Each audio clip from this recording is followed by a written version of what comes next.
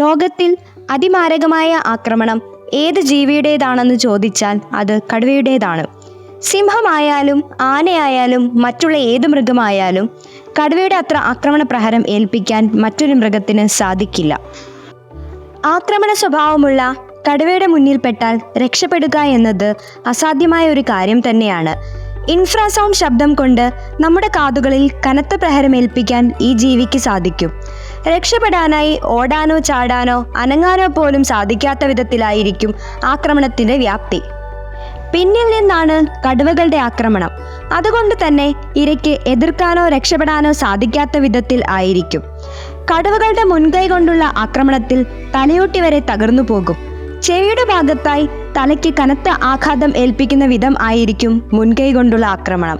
നീളത്തിലും ഭാരത്തിലും ഭയങ്കരമായതുകൊണ്ട് തന്നെ നമ്മൾ തകർന്നു പോകും. മോക്ചാർ ചെയ്തുകൊണ്ടിരിക്കുന്ന ജീവിയാണ് കടുവ.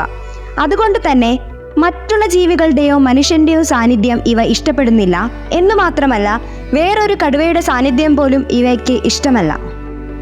ഒരു കടുവ മറ്റൊരു കടുവയുടെ ആവാസ വ്യവസ്ഥയിൽ പ്രവേശിച്ചാൽ ഏതെങ്കിലും ഒരു കടുവ ചത്തുവീഴുകയോ ക്രൂരമായി ആക്രമണം ഏറ്റുവാങ്ങി ഓടി രക്ഷപ്പെടുകയോ എന്നത് സ്വാഭാവികമാണ്. ഇങ്ങനെ തോറ്റോടുന്ന കടുവകൾക്ക് വീണ്ടും കാട്ടിലേക്ക് തിരികെ പോകാൻ മറ്റുള്ള കടുവയുടെ ആവാസ വ്യവസ്ഥയോട് ചേർന്നുള്ള പ്രദേശത്തേക്ക് പ്രവേശിക്കാനും ഭയമായിരിക്കും.